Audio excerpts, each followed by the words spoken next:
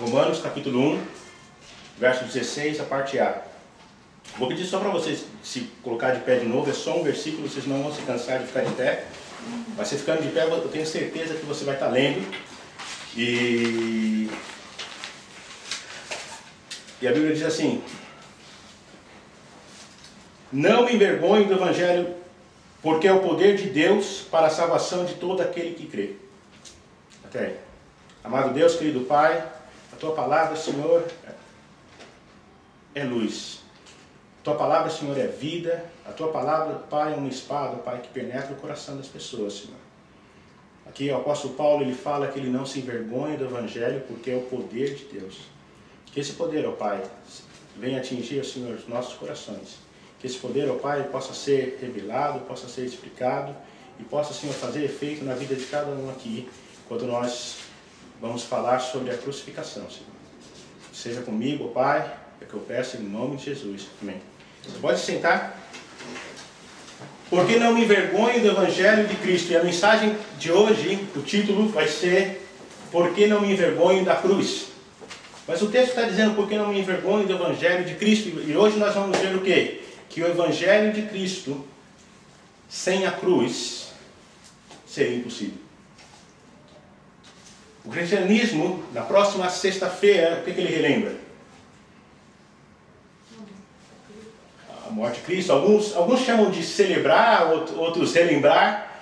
É um pouco difícil a gente dizer: eu vou comemorar a morte de Cristo. Mas, de certa forma, se não fosse o sacrifício de Jesus, a gente jamais poderia ser salvos. Alguns chamam de paixão de Cristo, outros chamam de o sacrifício de Cristo na cruz do Calvário. Aqui nos Estados Unidos eles chamam de Good Friday, mas não é feriado. No Brasil, sim, é feriado. E para a gente poder entender a questão da crucificação, eu queria que vocês abrissem aí, por favor, em Marcos capítulo 15. Mas para que a gente saiba, mas que feriado é esse? O que nós estamos falando da crucificação? Marcos capítulo 15, Marcos depois de Mateus, antes de Lucas. Marcos capítulo 15, do verso 12 até o verso 39. Nesse texto aqui, Jesus ele já foi preso, ele já foi traído, ele já foi levado a um juízo meio que falso, um julgamento errado. E agora ele está diante da multidão. E a multidão acabou de dizer, Pilatos pergunta: o que vocês querem, Jesus ou Barrabás? E a multidão unânime disse: Barrabás, que era um bandido, era um criminoso, e eles rejeitaram a Cristo. Então Pilatos vem e faz a seguinte pergunta a partir do verso 12. Então, que farei com aquele a quem vocês chamam rei dos judeus? Perguntou-lhes Pilatos. Crucifica-o, gritaram eles. Por quê? Que crime ele cometeu? Perguntou Pilatos. Mas eles gritaram ainda mais: crucifiquem-o. Desejando agradar a multidão, Pilatos soltou-lhes Barrabás, mandou açoitar a Jesus e o entregou para ser crucificado. Os soldados levaram Jesus para dentro do palácio, isto é, ao pretório, e reuniram toda a tropa.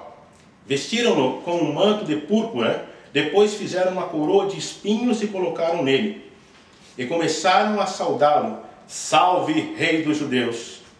Batiam nele na cabeça com uma vara e cuspiam nele. Ajoelharam-se e lhe prestaram adoração.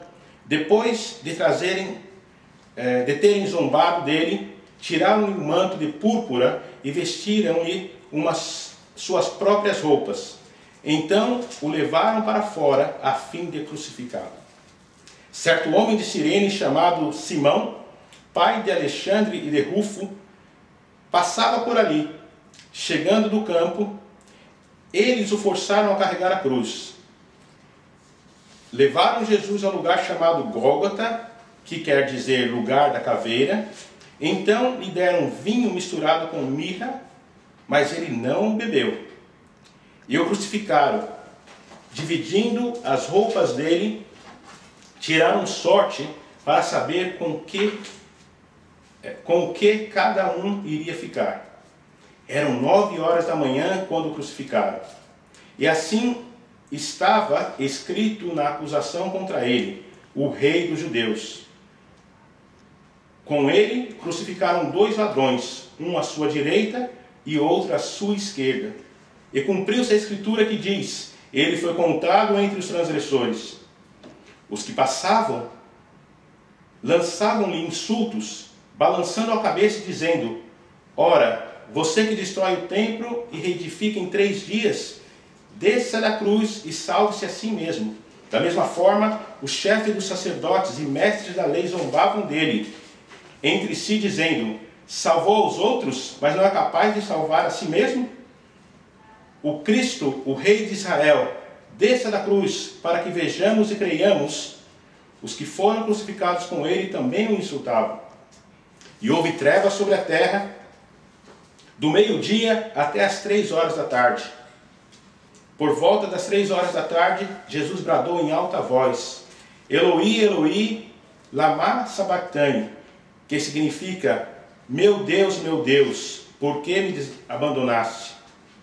Quando alguns dos que estavam presentes ouviram isso, disseram: ouçam, ele está chamando Elias.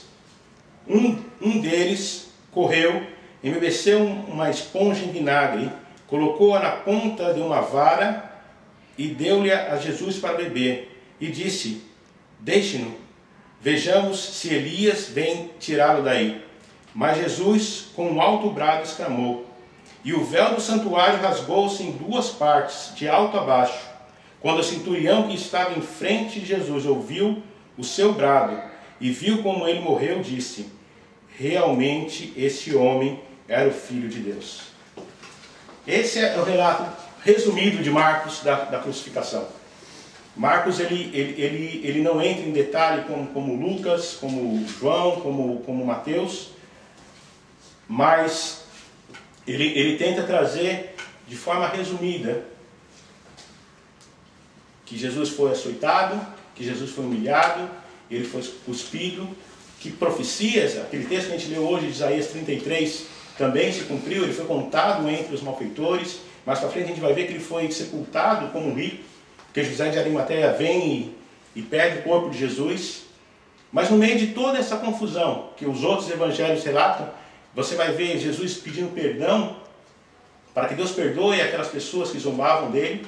Vocês vão ver em outra mensagem que dos 2 ladrões que no início começavam a zombar de Jesus, vendo tudo o que estava acontecendo, vendo o eclipse que aconteceu, vendo todas as outras coisas que estavam acontecendo, terremoto, a pessoa que zombava de Jesus no início, até ali na cruz ele se arrepende, ele vê que pela atitude de Jesus que ele era o Filho de Deus e pede para que ele se lembre dele no paraíso. E aquele homem ali na cruz, no último momento, ele teve a oportunidade de ser salvo. Jesus disse para ele: filho, você estará comigo hoje no paraíso. Mas o que tem a ver o feriado e o que tem a ver não me envergonho com a mensagem da cruz? Eu vou colocar uma pergunta para vocês, se vocês não vão responder, mas vocês pensem bem nisso. O que significa a cruz de Cristo para você? No Brasil a gente tem aquela tradição, as pessoas usam o crucifixo, às vezes eu tenho o crucifixo com Jesus lá ensanguentado, às vezes você tem o crucifixo sem nada. As pessoas fazem o sinal da cruz quando eles passam por um cemitério, quando eles passam por uma igreja, ou por qualquer coisa que eles entendem que seja sagrado. Aqui é um pouco diferente, mas o que a cruz de Cristo significa para você? Uma segunda pergunta é: você realmente compreende a mensagem da cruz? Você compreende o que a cruz quis dizer? Para quem estava estudando Romanos aqui com a gente viu quanta coisa aconteceu ali na cruz. Agora uma outra pergunta sobre a alegria estar no seu coração e você acordar alegre. Você se lembra da cruz de Cristo alguma vez durante o seu dia? Todos os dias?